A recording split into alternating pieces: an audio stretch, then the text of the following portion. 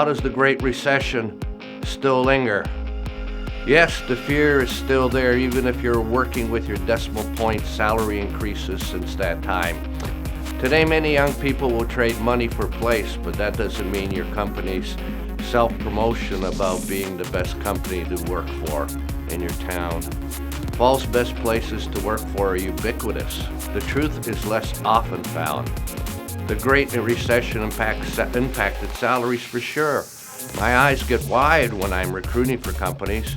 I got a job spec for a major agency global account lead, and the salary was less than I made 15 years ago when I wasn't a global agency lead.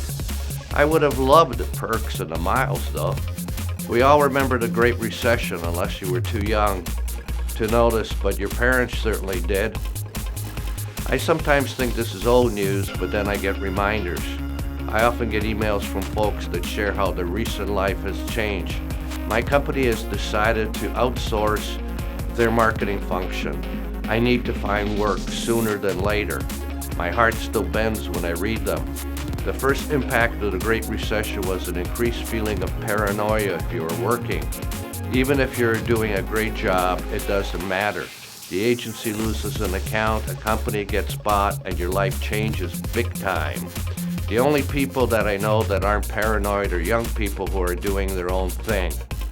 Or somebody like me that hasn't had a job for over a decade. I have other fears. Even in good times, and even if you're working for great companies, the press releases about downsizing still happen. Those impacted will share their news with their friends.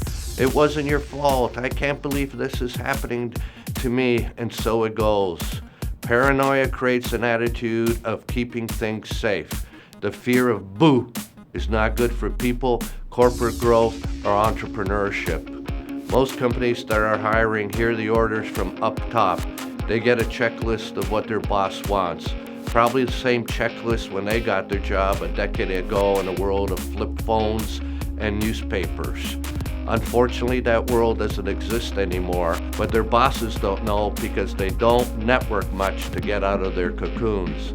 They're focused on work. The HR people follow their orders because that is their job. I think that many still think that there are lots of anxious folks on the sideline. Largely not true in the digital world, but many hiring managers don't get into the world of those people much. They're working and staying in their cubes of comfort.